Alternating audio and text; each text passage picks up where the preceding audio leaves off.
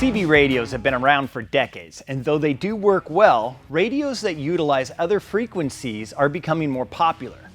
GMSR, or General Mobile Service Radio, has become popular because it's bridging the gap between CB radios and ham radios. Kind of think of it as, well, CB enhanced, or maybe ham simplified. GMRS is basically a federal standard, so any GMRS radio can talk to any other GMRS radio. GMRS has 22 channels available, and if you have a repeater-capable radio, there's another 8 channels set aside for repeater use, which could help extend your range quite a bit. For today's install, we'll be using the Midland MXT275 VP4 kit, and that comes with the MXT275 radio and mounting bracket, the control handset and mounting bracket, the magnetic mount standard antenna, the 3 decibel ghost antenna, the 12 volt power cord, your antenna coax, and it even comes with an extension for the handset if you need that.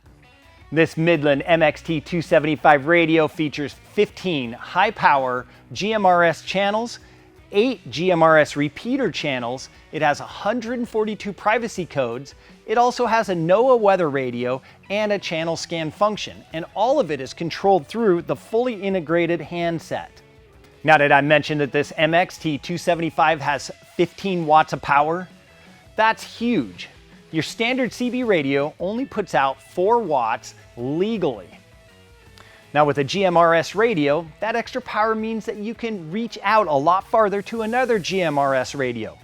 With a clear line of sight, a GMRS radio can go up to 50 miles.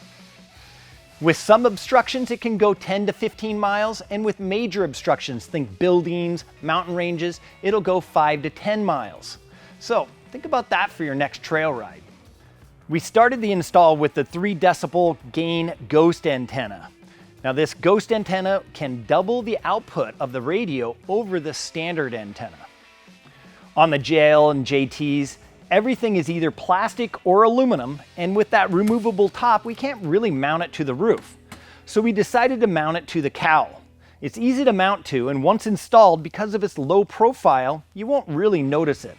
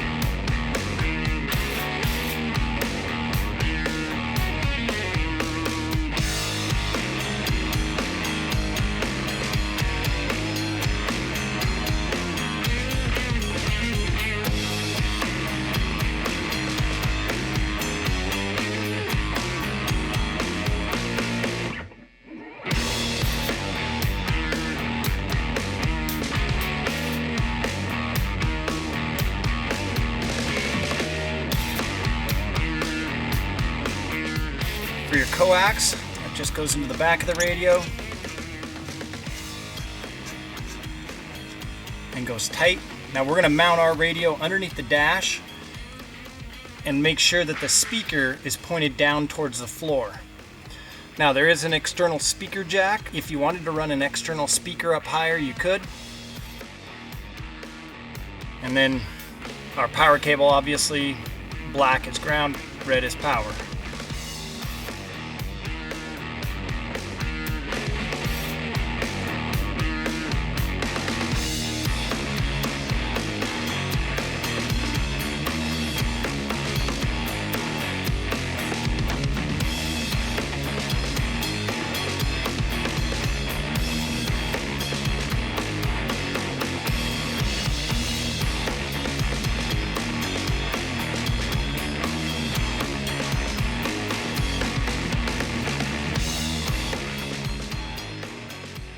And that's everything you need to get going on your own GMRS radio setup. Now we do need to add a big note to the end of this install, and that is, here in the United States, to run on the GMRS bands, you do need a license. However, they're easy to get. You're going to go online with the FCC, apply, pay a fee, and then wait for your license. You don't have to take a test like you would with a ham radio, and one license is good for the entire family. So if you're looking to increase the communication abilities for your off-road vehicle, well, drop right down to the description box below. You'll find a link there for this MXT275 VP4 kit that we installed in the giveaway Gladiator. You'll also find a link for the rest of the Midland line that we carry here at Northridge 4x4. And then if this video helped you, hit that like button and drop down to the comment section. What experience do you have with the GMRS radios? And do you have any questions? We'd be happy to help. Thanks for watching our video. We'll see you again soon.